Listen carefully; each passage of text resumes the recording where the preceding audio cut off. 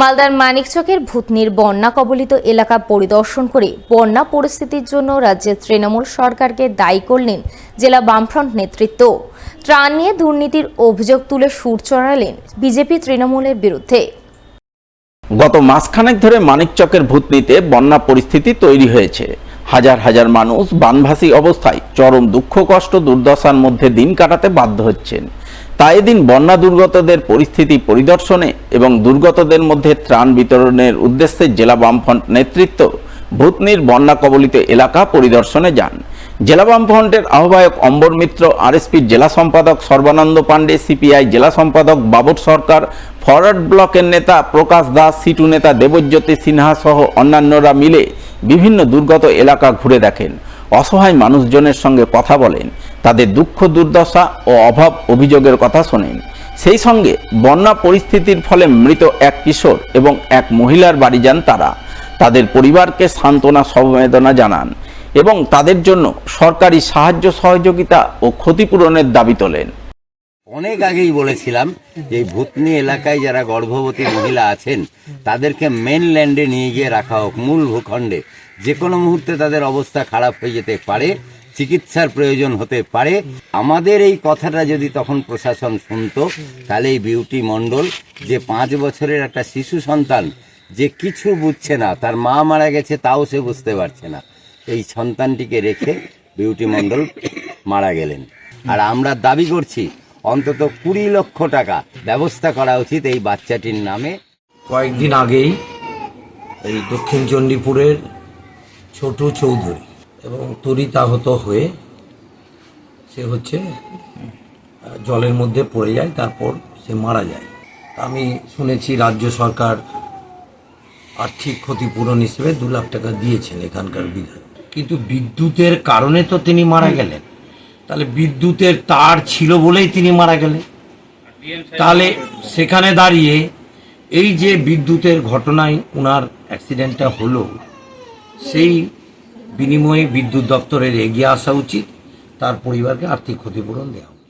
জেলা বামফ্রন্ট নেতৃত্ব ভূতনির বন্যা পরিস্থিতি পরিদর্শনের পর দক্ষিণ চণ্ডীপুর বাজার এলাকায় স্থানীয় মানুষজনকে নিয়ে সভা করেন। সেখানেই বাম নেতৃত্ব ভূতনির বন্যাকে ম্যানমেড বন্যা আখ্যা দিয়ে রাজ্য সরকারের বিরুদ্ধে সুর চড়ান।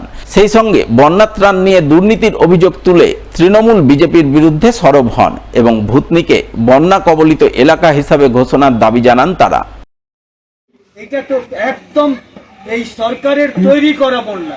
সরকারি থেকে দপ্তর থেকে ত্রিপল ইস্যু হয়েছে 30,000, তাহলে 2000 ত্রিপল তো এক্সেস। একটা মানুষের, একটা পরিবারও ত্রিপল ছাড়া থাকার কথা না, অথচ এখানে সবাই যারা বড় ভক্ত করেছে তারা বলছেন আমরা ত্রিপল পাইনি। বিজেপি মেম্বার কেউ ত্রিপল বিক্রি করছে, তৃণমূল নেতারা তো চুরি করছে। এটাই অবস্থা। এই এলাকার মানুষ গরু ছাগলের মতন জীবনযাপন করছে, তাদের মাথার উপরে একটা ত্রিপল নেই, পেটে খাবার নেই, তার বন্দোবস্ত রাজ্য সরকারকে করতে হবে। সেই লড়াইয়ে আপনাদের আমরা পাশে চাই, পাশে পেতে চাই। অল ইন্ডিয়া ফুটবল ফেডারেশনের উদ্যোগে এবং দ্য ইন্ডিয়ান ফুটবল অ্যাসোসিয়েশনের পরিচালনায় মালদায় হয়ে গেল sub junior girls national football চ্যাম্পিয়নশিপের সেমিফাইনাল পর্বের খেলা। মালদা ডিএসের ব্যবস্থাপনায় আয়োজিত sub junior girls national football চ্যাম্পিয়নশিপের সেমিফাইনাল পর্বে সোমবার মুখোমুখি হয় বিহার বনাম ঝাড়খণ্ড মহিলা দল। খবর লেখা পর্যন্ত 2 দলের তরফে একটি করে গোল করা হয় বলে জানা গেছে। এদিনের এই সেমিফাইনাল পর্বের খেলায় হাজির ছিলেন মালদা ডিএসের সাধারণ সম্পাদক কৃষ্ণেন্দু চৌধুরী, ডিএসের কার্যকরী সদস্য বাবলা সরকার, কাউন্সিলর কাকুলি চৌধুরী, প্রসেনজিৎ ঘোষ, প্রাক্তন বিধায়ক ভূপেন্দ্রনাথ হালদার সহ আরও অনেকেই। মালদা ডিএসএ, মালদা ডিস্ট্রিক্ট অ্যাসোসিয়েশনের মাধ্যমে আমাদের ন্যাশনাল আন্ডার-15 ওমেন্স ফুটবল টুর্নামেন্ট চলছে। আমরা বাংলা আবার দায়িত্ব পেয়েছে। মালদাতে আমরা এখানে 7টা টিম এবং বহরমপুরে 8টা টিম দায়িত্ব পেয়েছে। আজকে সেমিফাইনাল ঝাড়খণ্ড ও বিহারের মধ্যে হচ্ছে। ইতিমধ্যে 1-1 গোলে দুজনেই সমান সমান এসে খেলছে আফটারের পরে।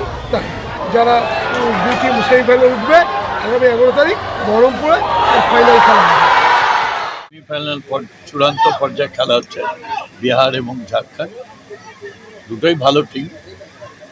এখান থেকে যে জিতবে, আর বহরমপুরে খেলা হচ্ছে মণিপুর বাংলা, সেখান থেকে যে জিতবে দুটোর মধ্যে ফাইনাল খেলা হবে।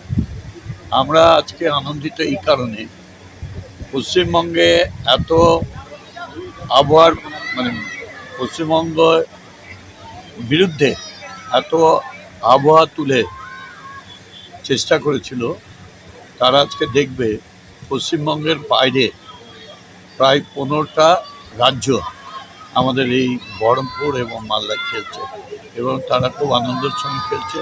তাদের বাবা মা আত্মীয় স্বজন এই পশ্চিমবাংলার মাটিতে খেলতে পারছে, শান্তিপূর্ণভাবে খেলতে পারছে।